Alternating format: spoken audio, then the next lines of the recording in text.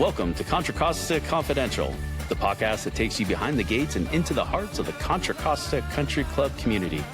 I'm JD McCormick, owner of Pan Coast Pizza, member of the Contra Costa Country Club since 2016, and a member of the board.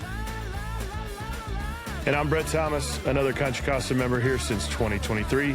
Also an entrepreneur, own a baseball facility down in San Ramon. And whether you're talking about golf mastery, sharing the lore of our historic course, or sitting down at the chef's table, we're here to give you an insider's look at the lifestyle and the legends that make this club home.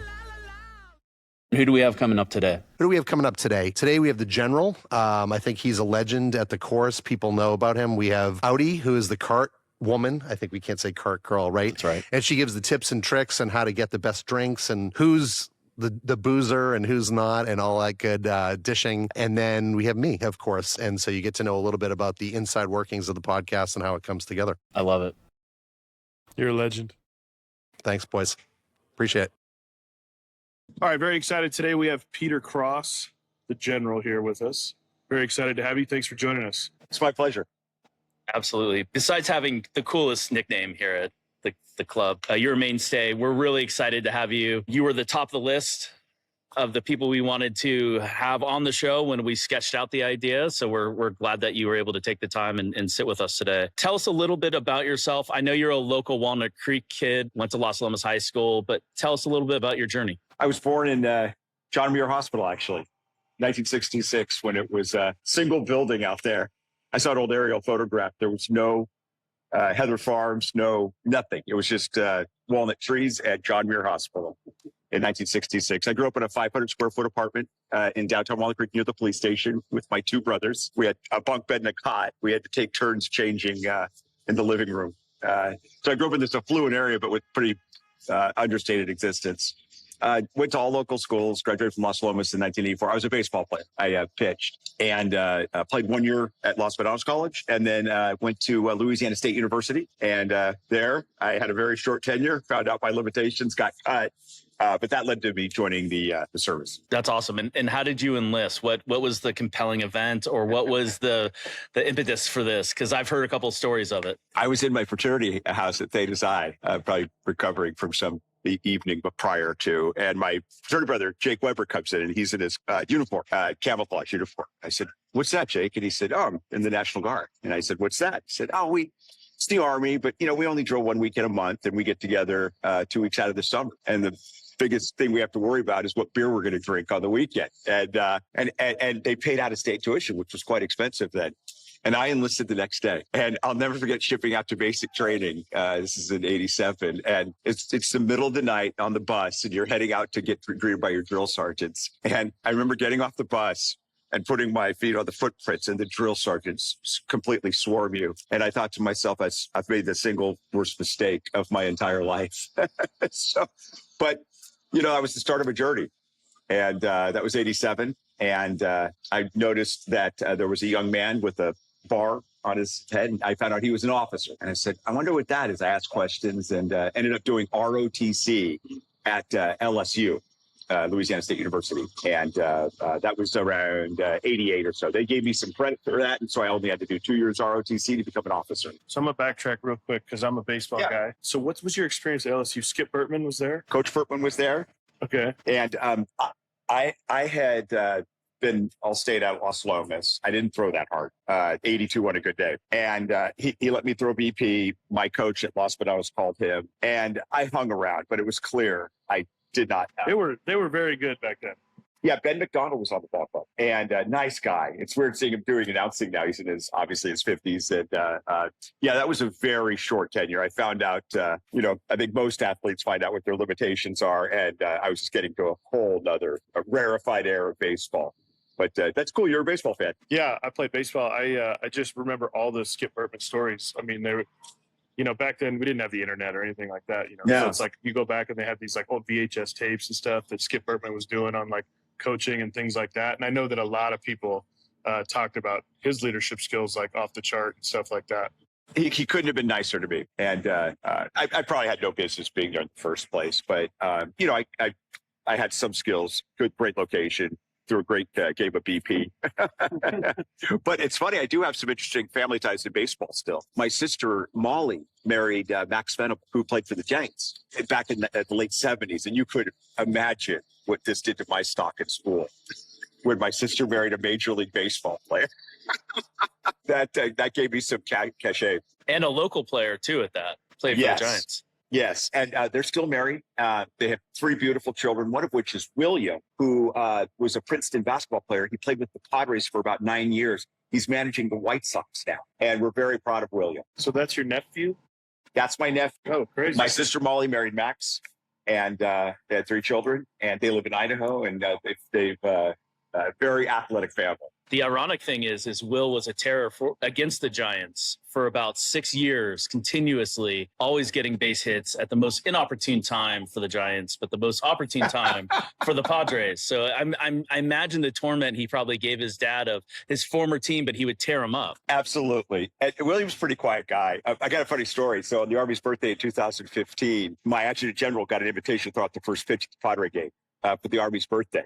He doesn't play baseball. He couldn't throw. So he said, Peter, do you want to go down for me? He didn't know about William. So I went down to Petco Park, and I hadn't thrown in a long time. And so up here at Ignacio Valley, I did some warm-ups, some drills. I felt good. My arm felt good. And I'll never forget, I was in full uniform, ribbons, everything. And I was warming up on the side of the dugout, and I could hear the fans saying, oh, yeah, he looks like he can play. And William was playing catch with me. And when it came time for me to go out in the mound, the stands had filled, and I couldn't feel my hands. I was overwhelmed.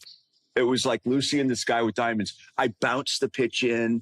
The fans groaned. It was awful, but nonetheless, a funny experience. Isn't it amazing? I mean, think about all the experiences you've had, in the military and been in very high pressure situations. And now here you are, first pitch. We talk about all the time in golf, like the first tee shot, like a million times, every time you're just like, why am I nervous right now? I don't understand. Brett, I would rather travel down Route Irish in my combat gear, avoiding IEDs, than teeing off at the horse race with everyone watching. I do not know what this game does, but it is insane as far as isolating your self-worth as a golfer. No kidding. I mean, and it's so akin too. The first tee, everybody's watching. You've got maybe max 10 people watching versus 50,000. You're on the stadium. Gives you so much respect for what George Bush did after 9/11, just dialing a pitch right down to home plate. Absolutely. I thought that too after how he got up there and from the mound did that. But no, it was a good experience. And we're very proud of William. So talk a little bit about your experience in the military. You've done several tours of duty. You've seen combat action. You've led troops. Give us a little sense of, your experience there. I don't want to bore people with the eaches, but the National Guard was really a reserve force that was not part of the active Army. Or, movies made jokes about us, the National Guard, Rambo, First Blood, as blithering idiots, and we deserved it. When I first came into the National Guard, guys were still wearing wigs. They would put their hair up under wigs. Many people would join the National Guard to avoid service in Vietnam. That was just the dynamic if you belonged to the National Guard. So we were not a real operational force, but I came in right around Desert Storm. And so I deployed immediately as a platoon leader in charge of 32 soldiers to Desert Storm. That was my first exposure to combat and the very intense events that go with that. And then came home. I deployed to the Los Angeles riots when the Rodney King tragedy. And so that was a very unsettling mission. That's when I formed the conclusion that if we're going to deploy the military in our streets, it has to be a very, very clear, good mission, because that's not really what we're designed to do. And then 9/11 hit. And I ended up doing 2 tours in Iraq. And then I did 1 tour in Afghanistan. And it all told ended up being 42 months overseas in a combat environment. So very busy career. I was a military police officer my whole career. So when I went overseas, I was always training police of other countries' forces. So Iraq and Afghanistan, extremely difficult mission. And just a pretty classic track from second lieutenant up through brigadier general. Well, first of all, thank you for your service. My pleasure. Incredible. Talk a little bit about, I just think there's such a disconnect between kind of real life and we're at a country club, and we talk about first world problems. Talk a little about your experience and how it's given you a little better light on, your life and the people around you. Yeah. Well, Brett, I know the two seem so different, but I must tell you, I do those missions so this can, I say it's a cliche, but as many problems as this country has, it's not just the greatest nation on the face of the earth, but for all times, for all of civilization. And the military is a pretty small organization. Not a lot of people have relatives or friends in the military. So, and I think that's good that it doesn't permeate our society. You don't want to know really military society, in my opinion, but we do those missions so Americans can have their families, go to work, have a hobby. You know, this country club is a manifestation of a lot of hard work from everybody here. Nobody's been given, at least from whom I've met, given anything. All have worked very hard. And this country club, I think, in many respects, it's just a chance to get away from the stressors of life. So you can do those serious things like raise your family, be a dad, be a good employee, you know, and this place gives that release back, I think, for all of us. Not only that, this companionship that we have here is vital. You see it on the founding fathers of our club. That's what they were intending to do. And when we're all gone, there's going to be people in 100 years, maybe not sitting in this building, but here talking about the importance of companionship. And I've always sensed that my military missions were to have a wonderful way of life for all of our veterans. That's a really unique and amazing point of view because, you know, some people aren't able to separate the two or make it correlated, right? They keep it separate and they say, hey, look, this is the problems, and they bring them in. I appreciate that point of view. I agree with it wholeheartedly. And of course, our boys are taking care of 18 Gree right now. It's causing a little noise. Oh, we got to. How about those guys, huh? Yeah, that's all right. It's great. This course is in amazing shape. Talk a little bit about your leadership style. When I first met you, I was really surprised to learn that you were a leader as high up and highly decorated as you are, because you're so nice. And you made a funny comment to me is I learned a long time ago that I can get more out of people if I'm nice to them and I motivate them correctly versus just yell at. So talk to me a little bit about that and how you came up with that management ethos. When I came in through the military, leadership was very much about dominating the space, being large and in charge, being relentless with your subordinates. Yes, people losing their temper, throwing their Kevlar helmets at you. I mean, it was toxic, the environment that I grew up in. And about the mid to late 90s, there started to be articles on toxic leadership in the military. And we all had to read, you know, what toxic leadership was. And you started identifying some things in your own personal style. And, you know, you go to the library or go to Amazon, leadership, there's a million books on leadership. Everybody has their philosophy. I underwent a command climate survey when I was actually battalion commander, lieutenant colonel. And it was, this is when the soldiers talk about their experience. And it was awful for me to read how people perceived me, that I browbeat people, that I was a jerk, that I wouldn't give them space to do their job, that I wasn't appreciative. I mean, it was hard to read about yourself when you think you're doing one thing, but you're getting another. So my boss at the time, my dear mentor, General Don Courier, had to talk to me, and he gave me some ideas. So 6 months go by, and they did the survey again, which is a mandatory requirement when you have a bad one, and it was worse. And I'll never forget General Courier told me, and I would consider him a friend, even though he's a senior officer. He said, Pete, I'm going to have to relieve you from battalion command, which would be a career ender, if you don't change. And he said, I have no choice because we're getting so many complaints from your soldiers. So I had to go right back to the drawing board and acknowledge that what I was doing wasn't good. And then I asked my command sergeant major, who's the senior enlisted person. I let him read the surveys. I told him the problems I was having. And ever since then, I've appointed one person in the unit to watch me, to keep an eye on me and give me straight feedback on how I'm doing with the field and the soldiers. And the commitment is I'll never be defensive, and I get that feedback.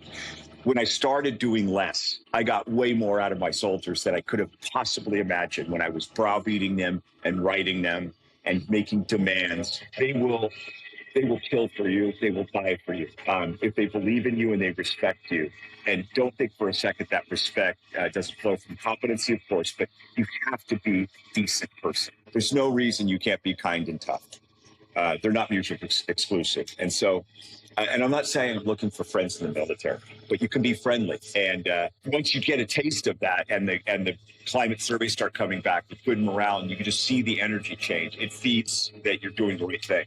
So I would just say I've learned to do more. I mean, I do less, actually, and you get more from your people when you give them guidance, broad guidance, step back, let them use their creativity, reinforce them with resources, and encourage them.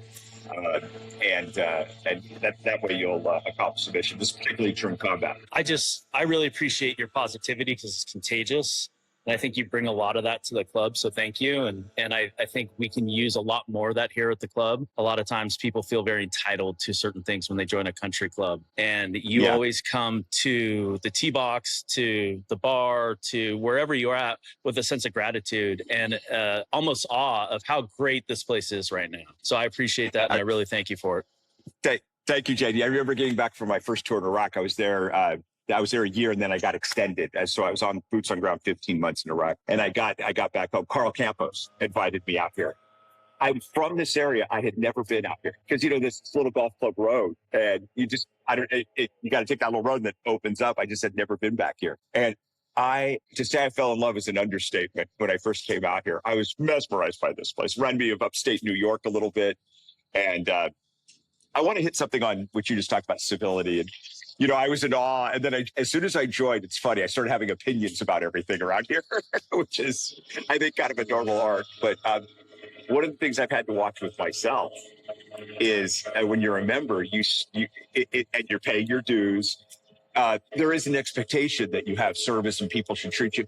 But this goes back to civility, and I've lost my cool out here. I'm embarrassed to say, whether it be with other members, staff members, and I go back home and I'm just like, what am I doing? This is the place we come to relax and recreate. You got to put things in perspective. And so I think it's very, very important for us, whether it's the staff, the maintenance workers, the GM, the president of the club. We all need to be kind to each other because we're a community here. And it's a wonderful club. But this is something I have to work on constantly. But it's a goal of mine.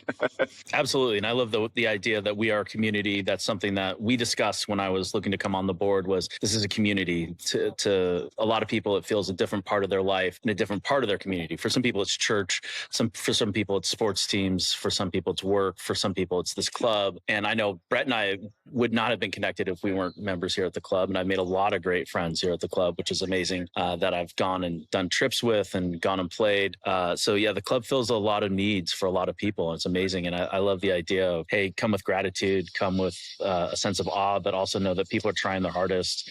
And I don't think there's anybody out here who's not trying their hardest, I totally agree. I think from a staff standpoint, we've got a great staff. The course right now is, I'm itching out here. I'm like looking at this and I'm kind of like, I got to get out there. Like, come on, let's go play. I just spent a week in Arizona and playing some of the nicer courses, and they don't even compare to this course. This course is in such great shape. It is. Rick Rhodes, who was the head pro at San Francisco for 41 years, came out 2 weeks ago. His son Casey used to work here, and he hadn't been here in a long time. He was absolutely gobsmacked at how beautiful the golf course was. He said, when I used to play it, it looked like a very nice municipal golf course. And he came out, he said, this looks like a club. This looks like a country club. And he had such a good time. Rick's 82 now, and he really appreciated the playability of the course, the roll we're getting on the fairways, this fast screens. And that was a nice comparative analysis for me because, I joined in 2019. And so hearing Rick say that was very cool. So go back to your beginnings in golf. I know I can tell based on hearing your stories that you're like us. We're like a former athlete and you're competitive and, we need some sort of outlet for that. But then obviously you get older and, making friends at work and things like that, not super easy all the time, but you got a community here, you start to grow. What got you into the game and then got you eventually to here? I'd always watched the majors on TV. I was a big Jack Nicklaus fan, but Masters, U.S. Open. Never really played though. I went out to Olympic Club in '93. The Tour Championship used to be there, and it goes 2 years in the same place. Now it's at East Lake, of course. This year is at Olympic Club, and I remember arriving there. And I knew the Olympic Club had U.S. Opens and had a historical significance to the game. I got to the course, and the first person I saw hit a golf ball. I'll never forget this. It was the first hole. It was Davis Love III using a Cleveland Classic persimmon driver and a Balata golf ball. And it was the most beautiful thing I'd ever seen. The elegance of his swing, the seemingly easy tempo, but the violence at the bottom of the hit. And I was hooked. My wife and I were dating then. I came home. I tend to be a addictive person, and you would have thought I had seen a miracle. And I started hitting buckets of balls, and I mean, I really poured myself into it. And yeah, I played Boundary Oaks, and I was hitting buckets, and I dropped to a 10 pretty quickly. And I think I've been there ever since. I was dropping. I was like, this is easy. You know, it's so funny. I saw you 2 weeks ago. You came off, and you finished probably 4 holes ahead of me. I came in, I grabbed a drink, and I was leaving, and I saw you at the range grinding after your round. And I think I even said something like, "You're grinding it out, sir." And you said, "I'm working on shallowing. I'm shallowing that club and coming through in the swing." So like, I can see the dedication and the work you're putting to your craft. Thank you. I tell you, I hear people are taking up golf at the beginning. I jokingly say, "Oh God, don't do that." But yeah, you could come. I have every book on golf. There's not a philosophy I don't know about. I'm like the manager that hit 210. You know, it's a good manager, but he hit 210 himself. I can watch people and see what's going on. It's just an absolute conundrum of a game. And I will do it hopefully the rest of my life. Yeah. So funny story. I think I went to a practice round for the 93 Tour Championship. Oh my goodness. I went twice. I think it was 93, 94. I was like 7. I was like really into golf. I was like really young. My dad was into it, so I'm out in the backyard. But that was literally my first memories were there. And like the way you described that was like I could feel that. Like just the way those guys were, they like seemed like so big. Like they seemed like these big like superstars with grace. That was like amazing. And that was like a part of like the same thing with me. I just couldn't go, but I literally went 2 years in a row to Olympic with my dad to go. And I was a huge Greg Norman fan. Oh. And I wanted his autograph so bad, and he was such a dick. Wouldn't sign anything. Literally would not sign anything. I have this book. I probably still have it. I mean, I got legends of autographs in here. And Greg Norman was like the only one that I wanted. And he was a huge dick. So in 96 in the Masters, I was fucking jumping up for joy when Nick Faldo came back and he was fucking hitting balls in the water.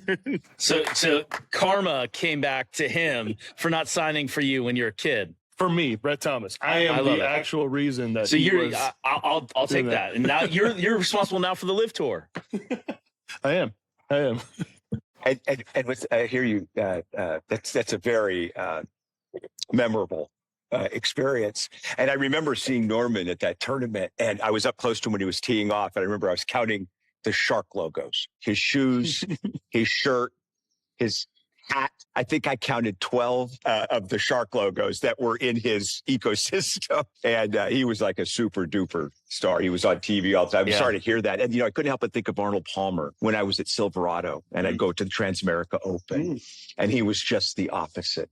He threw my wife Max Fly Liquid Center Bellotti golf ball. He did a double take with her and he threw it to her. And I felt like he was kind of flirting with her. But anyway. Was his number on it or? Yeah, it had that vibe. And I joked with her, honey, Arnold can't give you what I can give you, sweetheart. But a flush 7 iron. Yeah. But he was just so aware of the crowd and that he was in show business and that he could give them time. And I always remember, and there's no stories about Arnold Palmer anywhere. Guy was in the game, 60 years? And there's not a story out there about him blowing anybody off. And a drink named after him, too.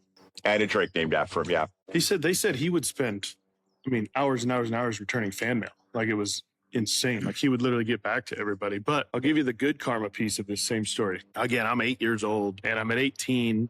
And so everybody's there getting autographs. And I give my book to Tom Kite, and he signs it. And, they're kind of walking as they go, right? And so I get lost. Like I'm jammed up in a bunch of adults and my book's gone.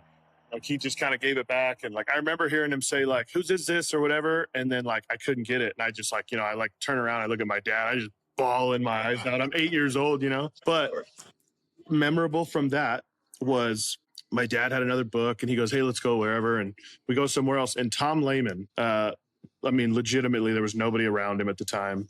And he came up and he signed my book, sat there with me for a couple minutes. Hey, man, you like golf? Like, blah, blah, blah, and talked to me. And again, like, was rooting for him. He ended up winning the Tour Championship a couple years later, won the British Open in 96. So I think I'm part of the good karma for Tom Lehman, too. Sounds like it. You had a good run. You know, as you're talking, I'm thinking, I think one of the appeals to golf, too, is we can play the same equipment that the professionals play. Sometimes we can play the same venues. And so there's this connection that we have something in common with these professionals. Of course, we know as we continue to play how good they are. I don't know about you guys, but the more I play, the more I appreciate what those guys do. Absolutely. Especially when we do our stupid tournaments out here and I get nerves and I'm thinking, what is it like to tee off at Augusta on Sunday? You know, and you're in the lead. I mean, The announcer announces now in the tee box from Walnut Creek, California, Peter Cross. Yeah. The most nervous I've ever been. This is a funny story. And, so I had started playing golf, but this was part of my golf journey. And one of my friends calls me up. He goes, dude, I've got a PGA apprentice card for you. And I've got one too. I said, well, what does that mean? He said, well, it says we're part of the PGA program. We can play free golf anywhere. I said, but we're not part of the PGA program. He goes, dude, it doesn't matter. He goes, we deserve this. We pay for plenty of golf. We should do this. By the way, I just want to be very clear that this is a crime, but I think the statute of limitations is out there. I'm not proud of the story, but it's funny. We definitely will not edit this out. Okay, so we decide we're going to be from Green Tree in Vacaville, which was this cow pasture, just a nothing course. And we thought nobody will have any association with it. So we start small. We start with the public courses. We say we're PGA apprentice. Come on out. Yeah. We don't pay. Nobody checks. There's no, we're not showing our card. This is amazing. So then we start doing private clubs like Richmond and Mira Vista, which is Berkeley now. Nothing. We're getting out to these private clubs. Then we ratchet it up a notch. We start going to the Olympic Club, Cal Club. And the whole time I'm nervous. And my friend is the con man. He's very convinced and he's very confident when he calls. I'm, of course, looking for, to be apprehended. Anyway, we called it the Summer of Love because we played everywhere. We couldn't get out to Cyprus and we couldn't get out to San Francisco. We couldn't do that. End of the summer, I'm going to Half Moon Bay alone. And I called Tim and my friend and I said, hey, I'm going to use the card. He goes, just be confident when you call. So when I called Half Moon Bay, I said, hey, this is Peter Cross from Green Tree. I'm going to be out there in an hour and a half. I need a golf cart and a roast beef sandwich with no mayo. So I thought this was confident, that this is how you act. So I show up and the director of golf calls me to his back office. And I'm thinking, this is it. It's over. He goes, have a seat. He goes, listen, when you're a member of the PGA program, you don't announce that you're coming out. You have your Class A call, our Class A, and that's the protocol. And I said, I'm sorry, I'll get out of here. He goes, no, you can still play golf here. Just know that when you call, it's not an entitlement. You're requesting. So I got to the putting green, waiting to hear my name, and this tall gentleman comes out, probably mid-30s. He had FootJoy Classics on that were shined like mirrors. Sandy, sun-bleached hair. He said, hi, Aury. Peter Cross? Yeah. He goes, Green Tree. I said, yeah. He says, I was the head pro there up to about 3 weeks ago. I don't know you. Well, I started feeling dizzy, and I said, I just started working out at the range. He said, they don't have a range. So I said, they built this short game area, and I'm just teaching. And I've never been in a situation where things were coming out of my mouth, and I had no control. I was a criminal, a common criminal. So they all come in to watch me tee off, all of them. And I couldn't get the ball on the peg because of the nerves. I couldn't. I had no motor skills. And I ended up taking a backswing. And, when you're nervous, you don't take a full swing. And for me, I hang onto the club. And I came over the top and I pulled the ball into a condo and shattered a window. Anyway, he said, I need to see the card. And I went to my car, and I drove away. I never used the card again. You were Icarus. You flew too close to the sun. Too close to the sun. Man, it was a good summer, though. What an amazing story. That is absolutely incredible. And the whole climax of that was just amazing, where it was like, we're living this life. And then it could not have ended with a better story. Yeah, horribly. I didn't play golf for 2 months because I thought there was an APB on. I mean, because I was so guilt-ridden. I mean, it was ridiculous, but I thought this is it. I'm committing fraud or whatever. And yeah, that was a good summer. I got a lot of do a lot of good courses at the time. Well, General, that was incredible. Lived up to the hype. We wanted you. We wanted you. You're top of the list. Incredible stories. Thank you so much for joining us. We really appreciate it. It's my pleasure. And thanks for doing this. I can't tell you. Even if the podcast reaches 20 more members, I think it's worth the effort. It's a pioneering type activity. And I think we need to do this more. People like to drive and listen, and this is a great opportunity to get to know the members of the club. And so thank you very much. Awesome. Well, we appreciate your support. We appreciate your service, and thanks for being a member and making this place better. It's my pleasure. I'll see you out in the links. We'll see you out there. I'm going to have you introduce yourself because I want you to tell the club how to pronounce your name. Oh, I know. That's one of the biggest questions around here. Okay, my name is pronounced Audi. And I always tell them like the car, but it spells differently. It's Aury. That sounds good, right? Audi? Audi to help people with that because the amount of Aurys that I get, I'm like, that's not her name. No, I know. And they say Aury thinking that it's like Ariana, like Ari, but it's not. It's Audi. Probably the most popular person at the club who always brings joy whenever you see her on the course. Thanks. A necessary evil. That is. Absolutely. And funny, contrary to popular belief, we did not plan our matchy pink tops today. I know. It's because it's V-Day weekend. All right. So, Audi, how did you come to Contra Costa Country Club? Okay, I got this job because my sister used to work here before me. That was before COVID, I think. And then after COVID, she came back and asked for a job. And then I was jobless. So I was like, oh, might as well just get me in. And Brian at the time, like the manager at the time, he like put me as a server. And then that's literally how I got the job, like because of my sister. She got me here, and then I started as a server. It was cool. But then Ariana, the one that used to be the Beb cart girl before me, she was getting promoted as a manager. And that's when I asked, I was like, oh, like, give me a chance to like be a Beb cart. But it's funny because I'm very shy. And I knew like going out there, it was going to be like me talking to a lot of like the people here. And I was like, I kind of don't want to do it. But at the same time, I did because I'm like, oh, it looks fun. So I was like, okay, let me try. I did it. And a year later, I'm here. What is your favorite drink to make? To make? I want to say transfusion. I like that one because I like grape juice. So I think it's fun. Which one is your guys' favorite? You should know that. I know you like Pacificos, but like I don't know. You're more like a beer guy. I do. To me, like a Pacifico on the golf course is just like harmony. It's a great beer regardless, but on the golf course, I love it. Damn, it's been a minute that you got a drink on the course, but I want to say vodka? No, tequila. There you go. It's got to be tequila. She didn't do a little more homework before she came on the show today. In Aury's defense, that I've stopped drinking on the course as much. Yeah. It's occasional now, but it's more in the bar that I do my damage. Yeah, after he's done playing. But maybe that's why my handicap's going up. Your what? My handicap. You need to start drinking more. Yeah. Oh, yeah. Yep. You probably need a little juice. Liquor courage. Yep.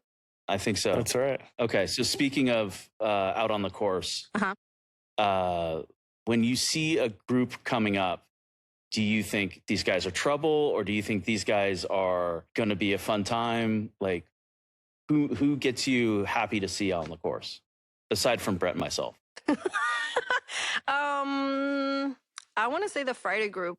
The Friday group, like Mr. O'Malley, Mr. Adams, Mr. Sala, all of them. They're all very nice. But yeah, to answer your other question, like when I see a group of people, I could tell like from far away. I'm like, oh, okay, that's them. I'm like, they're for sure gonna get shots. They're for sure gonna get drinks. So I'm preparing myself to make their drinks and stuff. But yeah, I like it. Can you settle a long-standing rumor that golfers have that they can impress the cart girl with a long drive? Is that impressive or not? Does that carry any weight with you?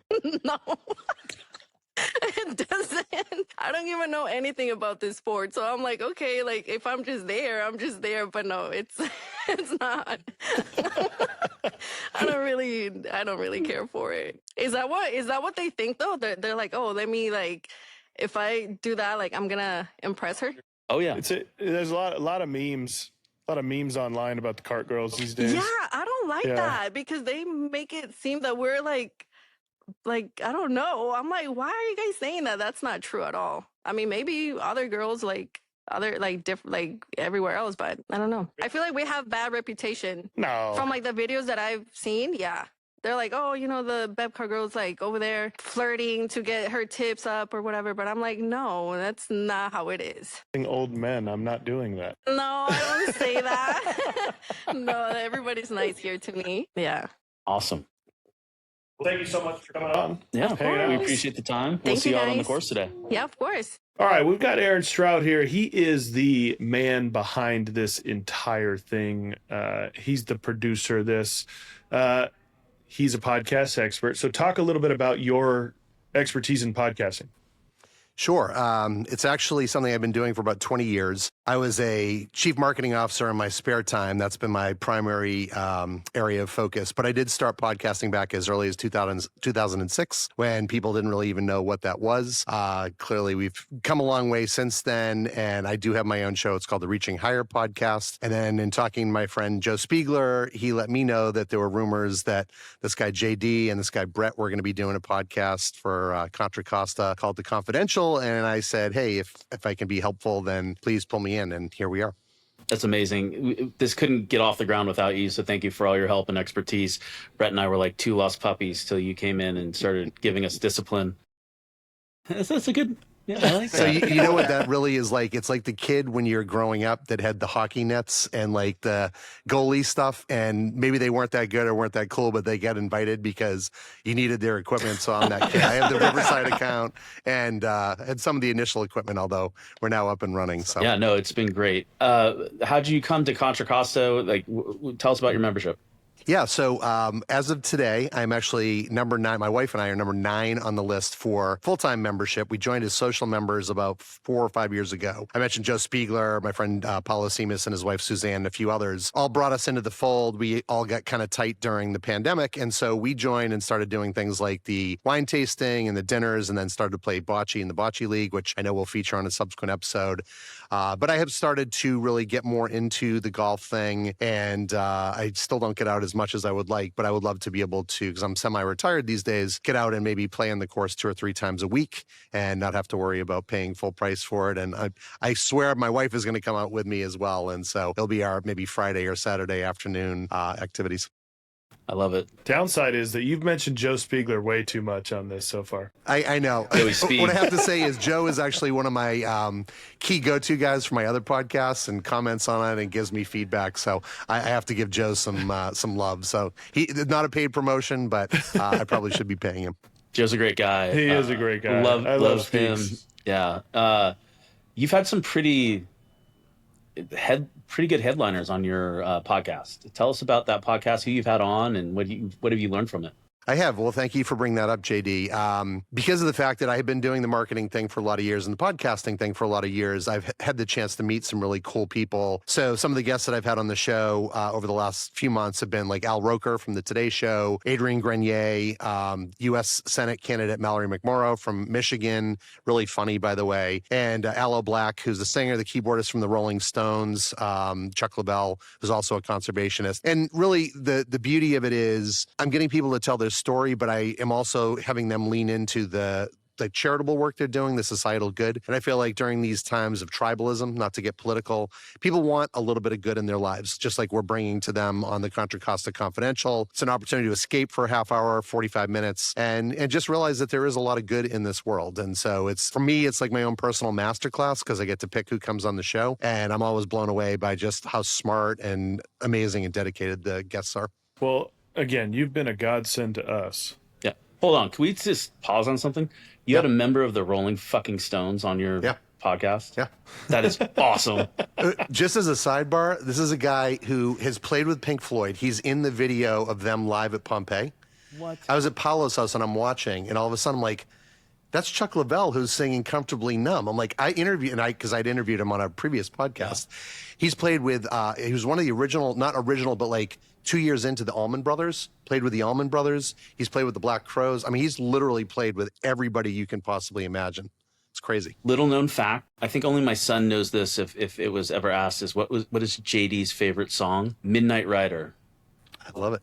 It's quite possibly the most complete, awesome song that's ever been recorded. I mean, you're talking about a song that's got horns, strings, bass, percussions, all these things. It has every musical instrument in there. I think that may have even slipped in a didgeridoo in one of the versions. Speaking of, we were talking about 50-cent words because I was saying contiguous. I think that didgeridoo is definitely one of those 50-cent words. Oh, yeah. I'm just going to let you old timers keep talking about old music. Dude, we'll go all day long. You want to know something funny? Brett's like, give me some Kendrick Lamar, give me some SZA. This is no joke. I got sent to Lenardi's this week to go get some stuff for dinner. I'm checking out. I told Brett this earlier. And the guy at the register rings me up, and at the end he hits this button, and on the screen it says senior discount. And I didn't ask for it. I didn't complain because I'm cheap, but I was like, God damn, like I got a lot of gray in this beard then. I see it. I had a similar, so Lenardi's, for those that don't know, I think everyone at the club probably does know, is our local supermarket, and we're probably there like 3 or 4 times a week. I get asked the same thing. The guy's like, wait, do you qualify for a senior discount? I'm like, how old do you have to be? And I think it was 60 or something like that. I'm like, I know I've got a lot of gray in my beard. I'm still under 60, and I'm not an age-conscious guy, but I'm glad to know that it's not just me. Man, awesome. How great was the General? I mean, I could listen to him talk all day long. Incredible. And again, like, that's a guy you kind of feel is like naturally that way, but you saw like kind of the evolution of how he became who he is. Super cool, man. Like, incredible stories. I'm excited because we got so much content. We're actually going to break it up into 2 episodes. So you'll get episode 5, then you'll get episode 6. We will make the whole thing available as a special edition if you want to sit down and just listen to the sultry tones of the General for an hour. I love it. Real quick, you got to tell me about this trip you just took to Scotland. Yeah, so I was in Scotland for 2 weeks visiting my daughter who goes to the University of Edinburgh. A member here, James Burns, shout out, set me up with a former colleague of his who's a member of the RNA, and he curated a private golf calendar for me within the city of Edinburgh. Played 3 private courses, played 1 public course, which was a link style course. It was amazing. I don't know if anybody's ever golfed in the winter in Scotland, but at some of the courses, they have what's called hitting off the mats, and you have to carry this goddamn thing around. And every time you hit, you have to lift and place your ball on here because the grass doesn't grow in the winter. Now, the ironic thing is that during the wintertime, their handicaps drop. So when I said, oh, we're coming out of the wintertime and my handicap is, 7, it went up during the winter. They looked at me like I had a third eyeball in the middle of my head. They're like, well, our handicaps dropped during the winter. It was quite an experience. I would never recommend having to hit off of one of these goddamn things, but I brought it back just to show everybody. And Derek, I swear to God, if you ever implement this during winter, I'm going to cut your nuts off. So you're saying we should not go in the winter if we're going to make the trip out there? I didn't hate it, but I didn't play my best golf. There's a lot of temporary greens. They were working on a lot of things. It was an interesting golf experience, but I did make some great connections that I'm going to make available to our pro shop and our GM. So that way we have reciprocals whenever anybody goes to Scotland, which will be great. All the clubs are very excited about having a club on the West Coast that they could go play.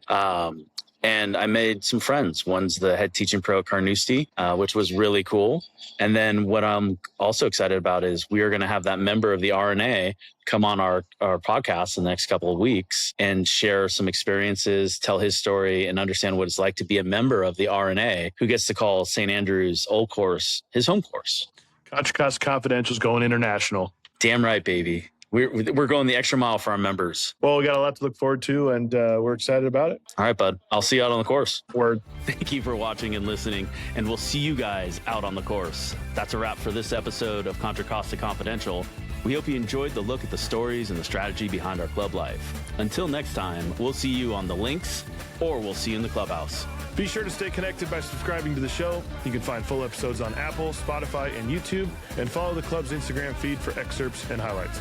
And as always, keep an eye on the weekly approach for the latest news from the pro shop and beyond. And remember, what happens at Contra Costa definitely does not stay at Contra Costa.